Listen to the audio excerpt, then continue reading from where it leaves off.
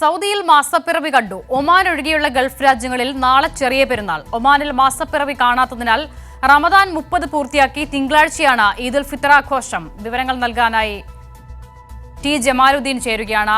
Jamal, അങ്ങനെ റംസാൻ വ്രതമൊക്കെ പൂർത്തിയാക്കി Gulf രാജ്യങ്ങൾ ഇതാ പെരുന്നാളിലേക്ക് എടുക്കുന്നു അല്ലേ?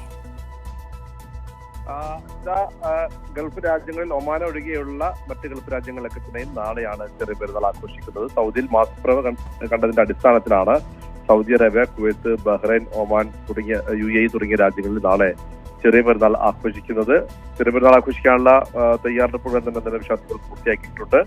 ദുബായിലാണെങ്കിൽ വിവിധ സ്ഥലങ്ങളിൽ മലയാളികളുടെ നേതൃത്വത്തിൽ ഈദ്ഗാഹുകൾ സംഘടിപ്പിക്കുന്നുണ്ട്. ദുബായ് അൽമനാർ ഇസ്ലാമിക് സെന്ററിൽ ഈദ്ഗാഹ് ഉണ്ട്. അതുപോലെ തന്നെ കിസൈസിൽ ടാർജറ്റ് ഫുട്ബോൾ ഗ്രൗണ്ടിലും മലയാളികളുടെ നേതൃത്വത്തിൽ ഈദ്ഗാഹുകൾ ഒരുക്കിയിട്ടുണ്ട്. ഷാർജ ക്രിക്കറ്റ് സ്റ്റേഡിയത്തിന് സമീപമുള്ള ഗ്രൗണ്ടിലും അതുപോലെ തന്നെ അജ്മാൻ ഹാബിറ്റാറ്റ് സ്കൂളിലും മലയാളികളുടെ നേതൃത്വത്തിൽ വിപുലമായ ഈദ്ഗാഹുകൾ സംഘടിപ്പിക്കുന്നുണ്ട്. നാളെ 6/28 UAE മിക്ക സ്ഥലങ്ങളിലും പെരുന്നാൾ നമസ്കാരം തുടങ്ങുന്നത്. ഏതായാലും ഒരു മാസം പൂർത്തിയാക്കി എന്ന് തന്നെ പറയാം. പക്ഷേ 29 ദിവസത്തെ വ്രതത്തിന് ശേഷം വിശ്വാസികൾ ഒമാൻ ഒഴികെയുള്ള ഗൾഫ് രാജ്യങ്ങളിലെ വിശ്വാസികൾ നാളെ ചെറിയ പെരുന്നാൾ ആഘോഷിക്കുകയാണ്.